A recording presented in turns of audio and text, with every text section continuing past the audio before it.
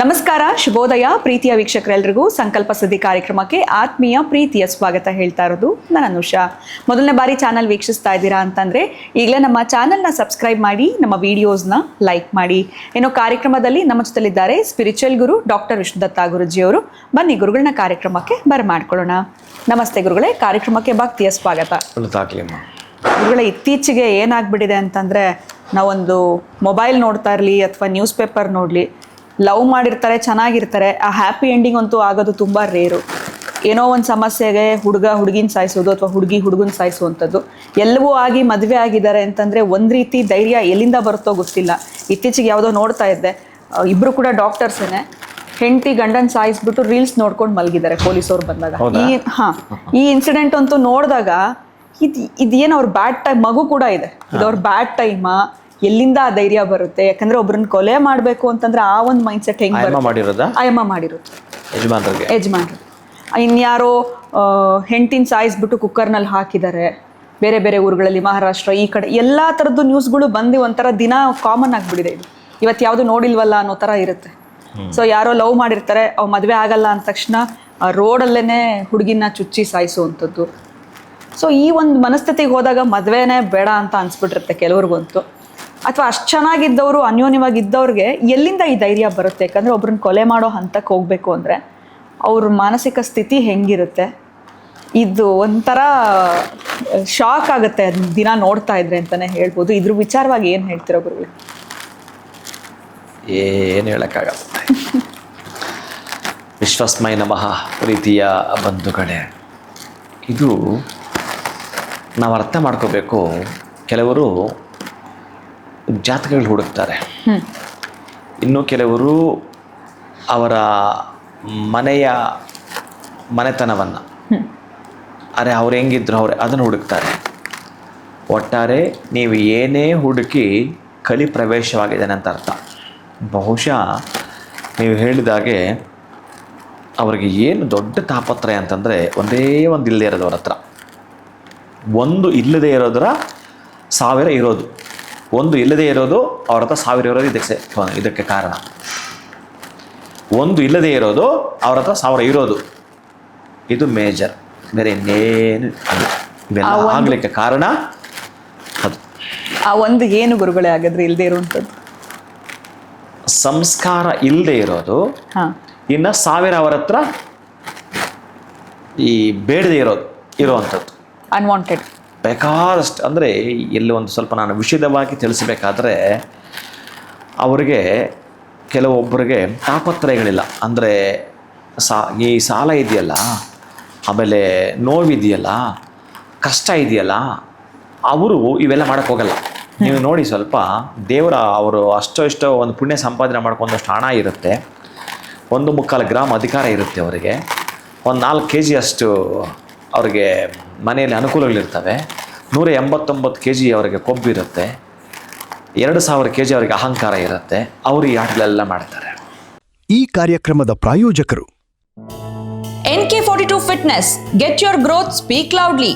Your fitness journey starts here. NK42 Fitness, 2nd floor, Zudio Shop Building, Balagere Road, Vartur. Contact 97319 4115. Transform your body, transform your life. ನಮ್ಮ ಆರೋಗ್ಯವೇ ನಮ್ಮ ಸಂಪತ್ತು, ಅದನ್ನು ಕಾಪಾಡುವುದು ನಮ್ಮ ಹೊಣೆಗಾರಿಕೆ. ಭಗವಾನ್ ನೋನಿ 55ಕ್ಕೂ ಹೆಚ್ಚು ಆರೋಗ್ಯದ ಸಮಸ್ಯೆಗಳಿಗೆ ರಾಮಬಾಣ. ಇದು ಕೇವಲ ಔಷಧಿ ಮಾತ್ರವಲ್ಲ, ಅಮೃತ ಸಂಜೀವಿನಿ. ನಮ್ಮ ಸಂಸ್ಥೆಯ ಉತ್ತಮ ಗುಣಮಟ್ಟದ ಹೇರ್ ಆಯಿಲ್, ಪೇನ್ ಆಯಿಲ್ ಮತ್ತು ನೋನಿ ಸೋಪ್ ಲಭ್ಯವಿದೆ. ನೀವು ಕೂಡ Bhagwan noni hair oil, pain oil ಮತ್ತು ಸೋಪುಗಳನ್ನು ಕೊಂಡುಕೊಳ್ಳಲು ಈಗಲೇ ಸಂಪರ್ಕಿಸಿ 9590799995 8217847031. ಅಂದರೆ ಹೀಗೋ ನಾನೇನು ಕಡಿಮೆನಾ ಅನ್ನೋದು ತಲೆಗೆ ಅಹಂಕಾರ, ದುರಹಂಕಾರ. ಅದು ಹೆಣ್ಣಿಗತ್ತಿದ್ರು ಗಂಡಿಗತ್ತಿದ್ರು ಇದೇ ತೊಂದರೆಯೇ. ಆ 4 ಜನಗಳ ಮಧ್ಯೆ ಏನಾದರೂ ಸಣ್ಣದೊಂದು ಟೀಕೆ ಮಾಡಿಬಿಟ್ರೆ ಮುಗೀತು. ಆ 4 ಜನ ಮಧ್ಯೆ ನನಗೆ ಅವಮಾನ ಆಯಿತು ಅಂದ್ಬಿಟ್ಟು ಅವರು ಟಾರ್ಗೆಟ್ ಇಟ್ಕೊಂಡಿದ್ದು ಯಾವ ಹಂತಕ್ಕೆ ಬೇಕಾದರೂ ಹೋಗ್ತಾರೆ. ಮಾನಾಪಮಾನಗಳು, ಅವಮಾನಗಳು ಇವೆಲ್ಲವೂ ಕೂಡ ಬಹುಶಃ ನೀವೇನಾದರೂ ತೂಗಿ ತಕ್ಕಡಿಗೆ ಹಾಕಿದ್ರೆ ತಾಳ್ಮೆ ಅನ್ನೋದು ಒಂದು ಲೀಫ್ ಅದು ಹಾಕಿದ್ರೆ ಎಲ್ಲಿಂದ ಎಲ್ಲಿಗೋ ಹೋಗ್ಬಿಡ್ತಾವೆ. ಅದಕ್ಕೆ ಈ ತುಲಾಭಾರ ಎಲ್ಲ ಆವತ್ತೇ ನಮಗೆ ತಿಳಿಸಿದ್ದಾರೆ.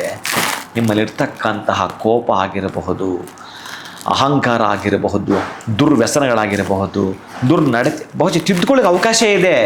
ತಿದ್ದುಕೊಳ್ಳಲಿಕ್ಕೂ ಕೂಡ ಒಂದೊಂದು ಸಲ ಅವಕಾಶ ಕೊಡದೆ ಅವ್ರ ಮುಖಾಂತರ ಮತ್ತು ಟ್ರಿಗರ್ ಮಾಡಿಸೋದು, ಅಲ್ಲೊಂದು ತೊಂದರೆಗೆ ಸಿಕ್ಕಾಕೊಳ್ಳೋದು. ಇದಕ್ಕೆಲ್ಲ ಕಲಿ ಪ್ರವೇಶವಾಗಿದ್ದಾನೆ ಅಂತ. ಬಹುಶಃ ನಾವೇನು ಮಾಡ್ತೀವಿ ಅಂತಂದರೆ, ದೊಡ್ಡವರು ಹಾಕಿಕೊಟ್ಟ ಹಾದಿಯಲ್ಲಿ ಹೋಗದೇ ಇರೋವಂಥದ್ದು, ಅಥವಾ ದೊಡ್ಡವರೇ ನಮಗೆ ಆ ದಾರಿ ತೋರಿಸದೇ ಇರೋವಂಥದ್ದು. ಸಂಸ್ಕಾರ ಅನ್ನೋದು ಒಂದು ಇಲ್ಲದೆ ಇದ್ದರೆ ನಿಮಗೆ 1,000 ತರಹದ್ದು ಇದ್ದರೆ ಪ್ರಯೋಜನವೇ ಬಾರದು. 1,000 ದುರ್ನಡತೆಗಳಿದ್ದರೆ, ಸನ್ನಡತೆ ಇಲ್ಲದೆ ಇದ್ದರೆ ಏನು ಪ್ರಯೋಜನವಾದಿದ್ರು? ಅವರೆಲ್ಲ ಇವರೇ ಆಗಿರ್ತಾರೆ. ಓ ದೇವ್ರು ಹಾಕಬೇಕು, ಓ ಮೆಡಿಟೇಷನ್ ಹಾಕಬೇಕು, ನಾನು ಮೆಡಿಟೇಷನ್ ಮಾಡ್ದೇನೆ ಎಲ್ಲ ಪಡ್ಕೊಂಡ್ಬಿಟ್ಟಿದ್ದೀನಿ, ನಾನು ಮೆಡಿಟೇಷನ್ ಮಾಡಿದೆ ನನ್ನ ಮಕ್ಕಳು ಚೆನ್ನಾಗಿ ಓದಿಸಿದ್ದೀನಿ, ನಾನು ಮೆಡಿಟೇಷನ್ ಮಾಡ್ದೇನೆ ನನ್ನ ಗಂಡ ಒಳ್ಳೆ ಜಾಬಲ್ಲಿದ್ದಾನೆ, ನಾನು ಮೆಡಿಟೇಷನ್ ಮಾಡ್ದೇನೆ ನಾನೆಲ್ಲ ಪಡ್ಕೊಂಡ್ಬಿಟ್ಟಿದ್ದೀನಿ, ಎಲ್ಲವೂ ಇದೆ. ನಮ್ಮಲ್ಲಿ ಯಾರೆಲ್ಲಿದ್ದಾರೆ, ನಮ್ಮ ಕುಟುಂಬಸ್ಥರು, ನಮ್ಮ ಸ್ನೇಹಿತರು, ಅವ್ರಿಗಿಂತಲೂ ಚೆನ್ನಾಗಿದ್ದೀನಿ. ಇದೆಲ್ಲ ಇದಾವಲ್ಲ, ಒಂದು ದಿನ ನಿಮಗೆ ತೋರಿಸುತ್ತೆ. ಮಕ್ಕಳು ವಿದ್ಯಾವಂತರಾಗಿದ್ದಾರೆ ನಿಜ, ನಿಮ್ಮದೇ ಆಗಿರತಕ್ಕಂತಹ ಕೆಲವೊಂದು ಕಟ್ಟಪ್ಪಣೆ ಇಟ್ಕೊಂಡು ಅವರು ಬುದ್ಧಿವಂತರು ಮಾಡಿದ್ದೀರಿ ನಿಜ.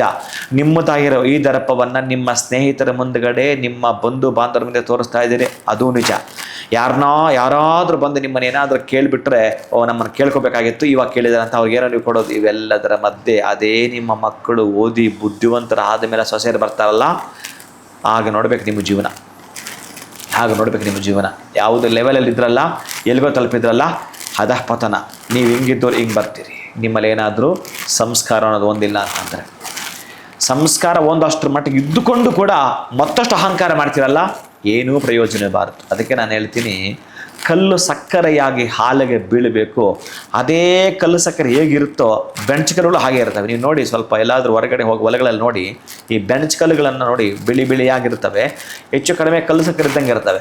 ಅದನ್ನು ತೊಗೊಂಡಾಗ ಹಾಲಿಗೆ ಹಾಕಿದೆ ಪ್ರಯೋಜನ ಏನು ಬಂತು? ಹಾಗೆ ನೀವು ಸ್ವಲ್ಪ ಸಂಸ್ಕಾರ ಇದ್ದಂಗೆ ನಾಟಕ ಮಾಡ್ತಾ ಮತ್ತೊಂದು ದರ್ಪವನ್ನು ತೋರಿಸ್ತೀನಿ ಅಂತಂದರೆ, ಅಹಂಕಾರವನ್ನು ತೋರಿಸ್ತೀನಿ ಅಂತಂದರೆ, ಅದು ಹೆಂಗಸರಾಗಿರಲಿ ಗಂಡಸಾಗಿರಲಿ, ಮೊದಲು ಆ ಹೀಗೋ ಅನ್ನೋದನ್ನು ಬಿಡಬೇಕು. ನಿಮ್ಮಲ್ಲಿರ್ತಕ್ಕಂಥ ಆ 1,000 ಕೆಟ್ಟ ಬುದ್ಧಿಗಳು, ದುಷ್ಟ ಬುದ್ಧಿಗಳು, ದುರ್ನಡತೆಗಳು ಮತ್ತೊಬ್ಬರ ಮೇಲೆ ಹೇಳಿಕೊಂಡು ಕಾಯ್ತಾ ಇರ್ತೀರಿ. ಯಾಕೆ ಹೇಳಿ? ನಿಮಗೆ ಕಷ್ಟ ಇಲ್ವಲ್ಲ? ಯಾಕೆ ಹೇಳಿ? ನಿಮಗೆ ನೋವಿಲ್ವಲ್ಲ? ಯಾಕೆ ಹೇಳಿ? ನೀವು ಅಂಗವಿಕಲರಾಗಿಲ್ವಲ್ಲ? ಯಾಕೆ ಹೇಳಿ? ನಿಮಗೆ ಕಣ್ಣಿಲ್ವಲ್ಲ? ದೇವರು ಅಂತ ನಿಮಗೆ ಕಣ್ಣು ಕೊಡಬಾರ್ದಾಗಿತ್ತು, ದೇವರು ನಿಮಗೆ ಕಾಲು ಕೊಡಬಾರ್ದಾಗಿತ್ತು, ದೇವರು ನಿಮಗೆ ಕಿವಿನೇ ಕೊಡಬಾರ್ದಾಗಿತ್ತು, ಮಾತಾಡೋಕೆ ದೇವರು ನಿಮಗೆ ಬಾಯಿನೇ ಕೊಡಬಾರ್ದಾಗಿತ್ತು. ನಿಮ್ಮ ಜನ್ಮ ಜಾಡಸ. ಆವಾಗ ನೀವು ಮನೇಲಿ ಬಿದ್ದಿರ್ತಿದ್ದೀರಿ ತೆಪ್ಪಗೆ. ಇದೆಲ್ಲ ಕೊಟ್ಟರಲ್ಲ, ಒಂದು ಸ್ವಲ್ಪ ದುಡ್ಡು ಮಾಡೋದು ಬಂತಲ್ಲ, ಒಂದಷ್ಟು ಸಾಫ್ಟ್ವೇರಲ್ಲೇ ದೊಡ್ಡ ಮಟ್ಟದ, ನಾನು ಹೇಳ್ತಿರೋ ಉದಾಹರಣೆ ಸಾಫ್ಟ್ವೇರ್ ಅಂತ, ಎಲ್ಲ ತರಹದ್ದು ಜಾಬು ಇದ್ದರು, ಎಲ್ಲ ತರಹದ ಬಿಸ್ನೆಸ್ ಇದ್ದರು, ಯಾರೋ ದೊಡ್ಡವ್ರು ಏನೋ ಮಾಡಿದ್ರು ಅದನ್ನು ಇಟ್ಕೊಂಡು ಒಬ್ಬರನ್ನೊಬ್ಬರನ್ನ ಕಿಲ್ ಮಾಡೋದೇ ಕಲ್ತ್ಕೊಂಡ್ರೆ ಇನ್ನೇನು ಉಳಿದಿದೆ ಪ್ರಪಂಚ? ಇನ್ನೇನು ನೀವು ಕಲ್ತಿರೋದು? ವಿದ್ಯಾಭ್ಯಾಸ ಯಾಕೆ ಬೇಕು?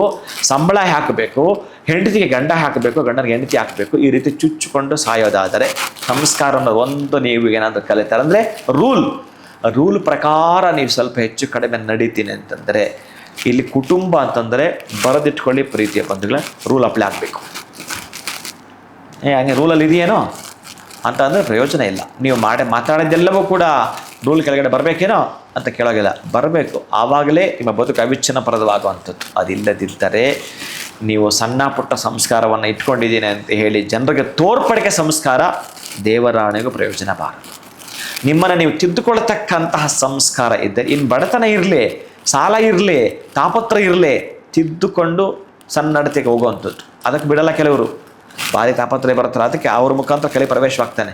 ನಿಮ್ಮಲ್ಲಿ ಏನು ಜಾಸ್ತಿ ಆಗಬೇಕಂದ್ರೆ ಮತ್ತು ಸಂಸ್ಕಾರವೇ ಜಾಸ್ತಿ ಆಗಬೇಕು, ಮತ್ತು ನಿಮ್ಮಲ್ಲಿ ಸಂಸ್ಕಾರವೂ ಜಾಸ್ತಿ ಆಗಬೇಕು. ಅದಾಗ್ತಾ ಬಂದರೆ ಪೇಷನ್ಸ್ ಇಟ್ಟುಕೊಂಡಿದ್ದರೆ ನಿಮ್ಮ ಆಪೋಸಿಟ್ವನ ದುರಹಂಕಾರಕ್ಕೆ ಮದ್ದು ಬೇಜವಾಬ್ದಾರಿ. ನೀವು ಅವರಿಗೆ ನೀವು ಮುಖ ಕೊಟ್ಟು ಮಾತನಾಡಬಾರ್ದು, ಅಸಡ್ಡೆ ತೋರಬೇಕು, ಇಗ್ನೋರ್ ಮಾಡಬೇಕು ಅಂತ ಬಹಳ ತೋರಬೇಕು. ಯಾಕಂದರೆ ಅವ್ರ ವಾದಕ್ಕೆ ನೀವು ನಿಂತ್ಕೋಬಾರ್ದಲ್ಲ. ಅವರು ದುರಹಂಕಾರದ ದರ್ಪದ ಮಾತುಗಳು ಮಾತಾಡ್ತಿದ್ರ ಅಂತಂದರೆ ನೀವು ಹಾಗೆ ಮಾತಾಡಲಿ ಏನೋ ಒಂದು ಆಗುತ್ತಲ್ಲ. ಯಾಕಂದ್ರೆ ನಿಮ್ಗೆ ಅಲ್ಲಿ ನಿಮ್ಮನ್ನು ಅವ್ರು ಟ್ರಿಗರ್ ಮಾಡ್ತಿದ್ದಾರೆ ಜಗಳ ಬರಲಿ ಅಂತ. ಅಲ್ಲಿ ಎಂಡ್ ಆಫ್ ದ ಡೇ ಅವ್ರಿಗೆ ತೊಂದರೆ ಆಗ್ಬೋದು, ಅಥವಾ ಅವರ ಶಕ್ತಿ ಜಾಸ್ತಿ ನಿಮಗೆ ತೊಂದರೆ ಆಗ್ಬೋದು. ಒಟ್ಟಾರೆಯಾಗಿ ಅವರ ದುರಹಂಕಾರ ಅಂದರೆ ಅವ್ರ ಬೆರಳಿಂದ ಅವರ ಕಣ್ಣನ್ನು ತಿವಿದ್ಕೋಬೇಕು ಅಂತಂದರೆ ನೀವು ಸುಮ್ಮನಿದ್ದರೆ ಅವರು ತಿವಿದ್ಕೊಳ್ತಾರೆ. ಅದಕ್ಕೆ ನೀವು ಕಾಮೆಂಟ್ ಮಾಡೋಕ್ಕೂ ಹೋಗಬಾರ್ದು. ಇನ್ನು ನಿಮಗೆ ಬರ್ತಿರ್ತಾವೆ ನೋಡಿ ವಾಟ್ಸಪ್ಪಲ್ಲಿ ಬೇಕಾದಷ್ಟು ಅವ್ರಿಗೆ ಟೈಮ್ ಇರಲ್ಲ, ಪಾಪ ಅವ್ರಿಗೆ ಟೈಮ್ ಇರುತ್ತೆ, ನೀವು ಯಾವುದೋ ಕೆಲಸದಲ್ಲಿ ಇರ್ತೀರಿ, ನಿಮಗೆ ಅದಕ್ಕೆ ಉತ್ತರ ಮಾಡೋಕ್ಕಾಗಲ್ಲ ನೀವು. ಆದರೂ ಅವ್ರು ಕುಳಿತುಕೊಂಡಿರ್ತಾರೆ, ಟೈಪ್ ಮಾಡ್ತಾನೆ ಇರ್ತಾರೆ. ಅರೆ ಈ ಮನುಷ್ಯ ಎಲ್ಲ ಭಯಪಟ್ಟಿದ್ದ ಅಂದ್ಕೊಳ್ತಾರೆ, ಅರೆ ಈಕೆ ಎಲ್ಲೋ ಭಯಪಟ್ಟು ಅಂದ್ಕೊಂಡಿರ್ತಾರೆ. ನೀವು ಯಾವುದೋ ಜವಾಬ್ದಾರಲ್ಲಿದ್ದೀರಿ ಪಾಪ, ಅದನ್ನು ನೀವು ಅವ್ರಿಗೆ ತಿಳಿಸೋಕ್ಕೂ ಆಗಲ್ಲ. ಮತ್ತು ಸಂಜೆಗೆ ಯಾವಾಗ ರಿಪ್ಲೈ ಕೊಟ್ಟಾಗ ಅದಕ್ಕೆ ಇನ್ನೊಂದು ಥರ ಇರುತ್ತೆ. ಏನೆಲ್ಲ ಕದನಗಳು ಗೊತ್ತಾ. ಅವರು ಡೈವರ್ಷನ್ ತೊಗೋಬೇಕಾವಾಗ, ನೀವು ಡೈವರ್ಷನ್ ತೊಗೋಬೇಕಾವಾಗ ಇದನ್ನು ಮಾಡಲೇಬೇಕು. ಒಟ್ಟಾರೆಯಾಗಿ ನಾನೇನು ಹೇಳ್ತೇನೆ ಅಂತಂದರೆ, ನೀವು ಒಂದು ದಿನದ 24 ತಾಸು ಪ್ರೀತಿಯ ಬಂಧುಗಳೇ ಚೆನ್ನಾಗಿ ಜ್ಞಾಪಕ ಇಟ್ಕೊಳ್ಳಿ. 24 ಗಂಟೆಗಳಲ್ಲಿ 1 ಗಂಟೆ 1 ನಿಮಿಷ ತೆಗೆದು ಪಕ್ಕಕ್ಕೆ ಹಾಕಿರಿ. 1 ಗಂಟೆ 1 ನಿಮಿಷ ತೆಗೆದು ಪಕ್ಕಕ್ಕೆ ಹಾಕಿ. ಎಷ್ಟಾಯಿತು? 24 ನಿಮಿಷ ಆಯಿತು. 24 ನಿಮಿಷ ನನಗೋಸ್ಕರ. ಇನ್ನು 23 ತಾಸು ಇನ್ನೆಷ್ಟು ಉಳಿದಿದೆ? 23 ಅಷ್ಟು ನೀವು ಲೆಕ್ಕ ಹಾಕೊಳ್ಳಿ. ಇನ್ನು 1 ನಿಮಿಷದಲ್ಲಿ ನಾನು ಕರೆಕ್ಟ್ 24 ನಿಮಿಷ ತೆಗೆದ್ರೆ ಎಷ್ಟಿರ್ತವೆ ಅಷ್ಟು ನಿಮಗೆ ಬಿಟ್ಬಿಡ್ತೀನಿ. ಅದು ಬೇರೆ ಬರುತ್ತೆ. ನಿಮ್ಮನ್ನು ನೀವು ಡಿಸೈನ್ ಮಾಡಿಕೊಳ್ಳಲಿಕ್ಕೆ, ನಿಮ್ಮನ್ನು ನೀವು ಹೇಗೆ ಬೇಕೋ ಹಾಗೆ ಅಲಂಕಾರ ಮಾಡಿಕೊಳ್ಳಲಿಕ್ಕೆ, ನಿಮಗೋಸ್ಕರ, ನಿಮ್ಮ ಬದುಕಿಗೋಸ್ಕರ ಮುಂದಕ್ಕೆ ಮಾಡಿಕೊಳ್ಳಬೇಕು ಅಂತಂದರೆ ಇದನ್ನೇ ಹೇಳೋದು. ಇದನ್ನೇ ಹೇಳಿ ನಿಮಗೋಸ್ಕರ ನೀವು ಏನು ಮಾಡಿಕೊಳ್ತೀರೋ ಅದು ಬಹಳ ಮುಖ್ಯವಾದದ್ದು. ಈಗ ನೋಡಿ, ನೀವು ಆರೋಗ್ಯ ಚೆನ್ನಾಗಿರಬೇಕು ಅಂತೇಳಿ ಯಾವಾಗ ಮುಂದೆಂದೋ ಆರೋಗ್ಯ ಚೆನ್ನಾಗಿರಬೇಕು ಅಂತಂದರೆ, ಇವತ್ತು ನೀವು ಜಿಮ್ಗೆ ಹೋಗ್ತೀರಿ, ಮುಂದೆಂದೋ ನೀವು ಚೆನ್ನಾಗಿರಬೇಕು ಅಂತ ಇವತ್ತೇ ಅದಕ್ಕೆ ಸಂಬಂಧಪಟ್ಟಾಗಿರೋ ಪ್ರಿಕಾಷನ್ ತೊಗೊಂಡು ಫುಡ್ ತೊಗೊಳ್ತೀರಿ. ಹಾಗೇನೆ ಮುಂದಿನ ಜನ್ಮಕ್ಕಾಗಷ್ಟು, ಈ ಜೀವಿತ ಕಾಲಕ್ಕೆ ಬೇಕಾಗಷ್ಟು ಧ್ಯಾನ ಮೆಡಿಟೇಷನ್ ಇದೆಯಲ್ಲ, ಅದು ನಿಮಗೆ ಎಂತಹ ಪರ್ಯಾವಸಾನಗಳು ಬಂದರೂ ಕೂಡ ನಿಮ್ಮ ಈ ವಸನದ ಸ್ಥಿತಿ ಇದೆಯಲ್ಲ ಅತ್ಯಂತ ಅದ್ಭುತ ಮಾಡಿಕೊಟ್ಬಿಡುತ್ತೆ ಪ್ರೀತಿ ಬಂಧುಗಳು. 24 ನಿಮಿಷ ಒಂದು ದಿನದಲ್ಲಿ ಕುಳಿತುಕೊಂಡು ಪ್ರೇಯರ್ ಮಾಡಿ. ನೀವು ಪ್ರೇಯರ್ ಮೀನ್ಸ್ ಪೂಜೆ ಮಾಡ್ತೀರೋ, ಧ್ಯಾನ ಮಾಡ್ತೀರೋ, ಒಟ್ಟಾರೆಯಾಗಿ ಒಂದಷ್ಟು ತಪಸ್ಸು ಮಾಡ್ತೀರೋ, ಕುಳಿತುಕೊಂಡ್ಬಿಡಿ. 24 ನಿಮಿಷ ಕುತ್ಕೊಂಡ್ಬಿಡಿ. 24 ನಿಮಿಷ ಅಂತ ನಾನು ಮೆನ್ಷನ್ ಮಾಡ್ತಿದ್ದೇನೆ. ನೀವು 2 ತಾಸು ಕುತ್ಕೊಳ್ಳೋ ಅಭ್ಯಂತರ ಇಲ್ಲ, ಆದರೆ ಮಿನಿಮಮ್ 24 ನಿಮಿಷಗಳ ಕಾಲ ಕುಳಿತುಕೊಳ್ತೀನಿ ಅಂತಂದರೆ ಆ 24 ಗಂಟೆಗಳಿಗೆ ಬರುವಂಥ 7 ನಿಮಿಷಗಳು ವಿಷಯಗಳಿಗೆ ಇದೆಯಲ್ಲ, ಆ 7 ನಿಮಿಷಗಳಲ್ಲೇ ಮನುಷ್ಯ ಅಧಃಪತನಾಗುತ್ತೆ. ಅದನ್ನು ದೇವರು ಹೇಗೋ ಮಾಡಿ ಪಕ್ಕಕ್ಕೆ ಸರಿಸ್ತಾನಂತೆ, ಏನೋ ಮಾಡಿ ಪಕ್ಕಕ್ಕೆ ಸರಿಸ್ತಾನಂತೆ, ಏನಾದರೂ ಮಾಡಿ. ಅದಕ್ಕೆ ಹೇಳ್ತಾನೆ, ಒಂದೊಂದು ಕಡೆ ಭಗವಂತ ಅನ್ನುವವ ಕೂಡ ಯಾವ ರೀತಿ ಬರ್ತಿರ್ತಾನೆ ಅಂತಂದರೆ ನಮ್ಮನ್ನು ಉದ್ಧಾರ ಮಾಡಲಿಕ್ಕೆ ಬರುವಂಥದ್ದು. ನಮ್ಮಲ್ಲಿ ಏನಾದರೂ ಒಳ್ಳೇದಿತ್ತು ಅಂತಂದರೆ, ನೀನು ಒಳ್ಳೆಯ ಸಂಸ್ಕಾರವಂತನಾಗಿದ್ದರೆ ಮಾಂಸ ಮಾರಾಟ ಮಾಡೋ ತೊಂದರೆ ಇಲ್ಲ. ನೀನು ಒಳ್ಳೆಯ ಸಂಸ್ಕಾರವಂತನಾಗಿದ್ದರೆ, ಈ ಪದ ಬಂದದಕ್ಕೆ ಒಂದೊಂದು ಸಣ್ಣದೊಂದು ವಿಷಯ ಹೇಳ್ಬಿಡ್ತೀನಿ ಪ್ರೀತಿ ಬಂಧುಗಳು. ಯಾವಾಗಲೂ ಮಾಂಸ ಕತ್ತರಿಸಿ ಮಾರಾಟ ಮಾಡ್ತಾನಲ್ಲ, ಅವನ ಹತ್ರ ಒಂದು ತಕ್ಕಡಿ ಇತ್ತು. ಆ ತಕ್ಕಡಿಗೆ ಒಂದು ಕಲ್ಲು ಇಟ್ಕೊಂಡಿದ್ದ. ಆ ಕಲ್ಲು ಇಟ್ಕೊಂಡಿದ್ದ, ಈ ಕಡೆ ಮಾಂಸ ಮಾರಾಟ ಮಾಡಿ ಅದ್ರ ಅಳತೆ ಕೊಡ್ತಾ ಇದ್ದ. ಇದನ್ನು ಯಾರೋ ಒಬ್ಬ ಪಂಡಿತ ದೂರದಿಂದ ನೋಡ್ದ. ಅವನ ಹತ್ರ ಹೋದ್ರೆ ದುರ್ವಾಸನೆ, ಅದನ್ನು ತಡ್ಕೊಳ್ಳೋಕ್ಕಾಗಲ್ಲ. ಸರಿ, ಆದರೂ ಆ ಕಲ್ಲು ಆತನ ಕಾಣಿಸ್ದಾಗ ಅದು ಬಂದು ನೋಡ್ತಾನೆ. ಹತ್ರ ಬಂದು ನೋಡ್ಬಿಡ್ತಾನೆ ಆ ಪಂಡಿತ. ಏನಯ್ಯ ಇದು, ಇಂತಹ ಕಲ್ಲು ಇಟ್ಕೊಂಡು ಈ ವ್ಯಾಪಾರ ಮಾಡ್ತಾ ಇದೆಯಲ್ಲ, ಏನು ಅನ್ಬೇಕು ನಿನ್ನನ್ನು? ಎಲ್ಲಿಂದ ಸಿಕ್ತು ನಿನಗೆ? ಎಲ್ಲಿ ಸಿಕ್ತಿ ಕಲ್ಲು? ಗೊತ್ತಿಲ್ಲ ಸ್ವಾಮಿ, ನನಗೆ ಯಾರೋ ಕೊಟ್ಟರು, ಇಟ್ಕೊಂಡಿದ್ದೀನಿ. ಇವತ್ತು ನನ್ನ ಜೀವಮಾನಕ್ಕೆ ಕಲ್ಲು ಇದೆ, ತಕ್ಕಡಿಗೆ ನನಗೆ ವ್ಯಾಪಾರ ಚೆನ್ನಾಗಿ ಆಗ್ತಾ ಇದೆ. ಈ ಕಲ್ಲು ಬಂದಾಗಿಂದ ನಾನು ತುಂಬ ಆನೆಸ್ಟಾಗಿ ನಡ್ಕೊಳ್ತಾ ಇದ್ದೀನಿ. ಅಷ್ಟೇ ಖುಷಿಯಿಂದ ನಾನು ಯಾರಿಗೂ ಮೋಸ ಮಾಡದೆ ನಡ್ಕೊಳ್ತಾ ಇದ್ದೀನಿ. ಈ ಕಲ್ಲು ಇಲ್ಲಿ ಇಟ್ಕೋಬಾರ್ದು, ಇದು ಸಾಲಿಗ್ರಾಮ ಕಣೋ, ಸಾಲಿಗ್ರಾಮ ತಕ್ಕಡಿಗೆ ಹಾಕಿ ನೀನು ಮಾಂಸ ಮಾರಾಟ ಮಾಡ್ತಿದ್ಯಲ್ಲೋ, ಏನು ಅನ್ಬೇಕು ನಿನ್ನನ್ನು? ಮೊದಲು ಈ ಕಲ್ಲು ನನಗೆ ಕೊಡು ಅಂತ ಹೇಳಿ, ಕಲ್ಲು ಹೌದಾ ಸ್ವಾಮಿ, ಹಾಗಾದರೆ ತೆಗೆದುಕೊಂಡು ಪೂಜೆ ಮಾಡಿ ಸ್ವಾಮಿ ಅಂತೇಳಿ ಈ ಮಾಂಸ ಮಾರಾಟ ಮಾಡುವವ ಆ ಕಲ್ಲನ್ನು ಕೊಡ್ತಾನೆ. ಅವನು ಪೂಜೆ ಮಾಡ್ಕೊಂಡು ತಗೊಂಡು, ಯಾವ ಪಂಡಿತನು ಈ ಒಂದು ಸಾಲಿಗ್ರಾಮವನ್ನು ತೆಗೆದುಕೊಂಡೋಗಿ ಅದಕ್ಕೆ ಜಲಾಭಿಷೇಕ, ಪಂಚಾಮೃತ ಅಭಿಷೇಕವನ್ನು ಪ್ರತಿನಿತ್ಯ ಮಾಡಿ ಹೂಗಳ ಸುರುಮಳೆಗೈದನ ಪೂಜೆ ಹೆಚ್ಚಿಗೆ ಮಾಡ್ತಾ ಮಾಡ್ತಾ ಮಾಡ್ತಾ ಅವನು ತುಂಬ ಅಧಪತನಾಗ್ಬಿಟ್ಟ. ಅವನು ಎಷ್ಟೋ ಚೆನ್ನಾಗಿದ್ದ, ಇದಕ್ಕೆ ಪೂಜೆ ಪ್ರಾರಂಭ ಮಾಡಿದಾಗ ಅವನು ಯಾಕೋ ತುಂಬ ಕೆಳಗೆ ಬಂದ್ಬಿಟ್ಟ. ಅವನಿಗೊಂದು ದಿವಸ ಕನಸು ಬರುತ್ತೆ ಪಂಡಿತವ್ರು, ಅಯ್ಯ ನೀನು ಇಷ್ಟು ಚೆನ್ನಾಗಿ ನನಗೆ ನಮ್ಮ ಪಂಚಾಮೃತ ಅಭಿಷೇಕ ಮಾಡಿ ನೈವೇದ್ಯ ಮಾಡ್ತೀವಿ, ನನಗೆ ಇಲ್ಲಿ ಇಷ್ಟು ಖುಷಿ ಇಲ್ಲ, ನಾನು ಮೊದಲೆಲ್ಲಿದ್ದು ಅಲ್ಲಿಗೆ ನನ್ನನ್ನು ಕಳಿಸ್ಕೊಡು ಅಂತ ಹೇಳುತ್ತೆ ಕನಸಲ್ಲಿ. ಆವಾಗ ಅವನು ಭಯಚಕಿತನಾಗಿ ಆವತ್ತು ಪೂಜೆ ಮಾಡಿ ತೆಗೆದುಕೊಂಡೋಗಿ ಆ ಕಲ್ಲನ್ನು ಅವನಿಗೆ ಕೊಟ್ಟು ಬಿಡುತ್ತಾನೆ. ಆ ಕಲ್ಲನ್ನು ಮೊದಲು ಮಾರಾಟ ಮಾಡಕ್ಕೆ ಕೊಟ್ಟು ಬಿಡ್ತಾನೆ. ಯಾಕೆಂತಂದ್ರೆ ಇವನಲ್ಲಿ ನಾನು ಮಾಡ್ತಾ ಇದ್ದೀನಿ ಒಂದಷ್ಟು ಅಹಂಕಾರನ ತುಂಬಿತ್ತು. ಅದಕ್ಕಾಗಿ ಅಲ್ಲಿ ಕರೆಕ್ಟಾಗಿತ್ತು. ಅಲ್ಲಿಗೆ ಹೋದ ಕೂಡಲೇ ನೋಡಯ್ಯ ನನಗೆ ರಾತ್ರಿ ಇರ್ತಿ ಕೆಟ್ಟ ಕನಸು ಬಿದ್ದಿತ್ತು, ತಗೋ ನಿನ್ನ ಈ ಸಾಲಿಗ್ರಾಮದ ಕಲ್ಲು ನೀನೇ ಇಟ್ಕೊಂಡು ತೂಕ ಮಾಡ್ಕೋ ಅಂತೇಳಿ ಕೊಟ್ಟು ಬಿಡ್ತಾನೆ. ಯಾಕೆ ಸ್ವಾಮಿ, ನಂಗೆ ರಾತ್ರಿ ಕನಸು ರೀತಿ ಬಿದ್ದಿತ್ತು ಕಣಯ್ಯ ಅಂತೇಳಿ ಆ ಮಾಂಸ ಮಾರಾಟ ಮಾಡೋ ಮುಂದೆ ಹೇಳ್ತಾನೆ. ಆಗ ಆ ಮಾಂಸ ಮಾರಾಟ ಮಾಡೋದು ಭಯ ಪಟ್ಬಿಡ್ತಾನೆ.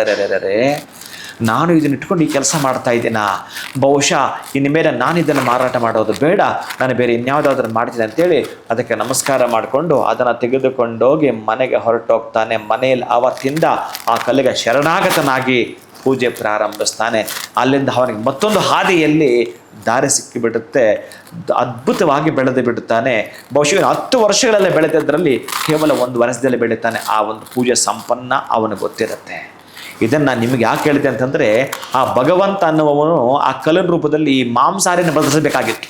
ಪೂಜಾರಿಯನ್ನು ಬದಲಿಸೋದು ಬಿಟ್ಬಿಡಿ, ಪಂಡಿತನ ಬದಲು ಅವನೇ ಆಗಿದ್ದು ಕೂಡ ಬದಲಾಗಿದ್ದಾನೆ, ಇವನನ್ನು ಬದಲಿಸಬೇಕಾಗಿತ್ತು. ಅದಕ್ಕಾಗಿ ಆ ತಕ್ಕಡಿಗೆ ಮತ್ತೆ ಬಂದು ಸೇರಿಕೊಡ್ತು. ಇವನಿಂದ ಮತ್ತಷ್ಟು ಜನ ಬದಲಾದರು.